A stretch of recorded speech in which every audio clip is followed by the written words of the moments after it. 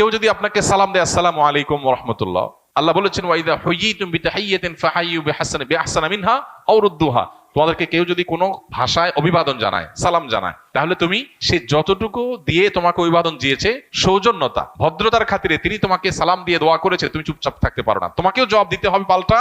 এবং সেটা তিনি যা বলে দিয়েছেন কমপক্ষে অতটুকু, বরং তার চাইতে বেশি দেওয়া উচিত, না হলে কমপক্ষে যতটুকু বলেছে ততটুকু। কেউ যদি বলে আসসালামু আলাইকুম ওয়া রাহমাতুল্লাহ, তুমি চুপ থাকলা, তুমি গুনাহগার হবে। কেউ যদি আসসালামু আলাইকুম ওয়া রাহমাতুল্লাহ বলার পর জবাবে যদি আপনি বলেন ওয়া আলাইকুম আসসালাম, শুধু কমায় বলেন, তাহলে আপনি গুনাহগার হবেন। তিনি যতটুকু বলেছেন কমপক্ষে ততটুকু বলতে হবে, পারলে বাড়িয়ে বলবেন। কিন্তু আসসালামু আলাইকুম বললে আপনি বলবেন ওয়া আলাইকুম আসসালাম ওয়া রাহমাতুল্লাহ।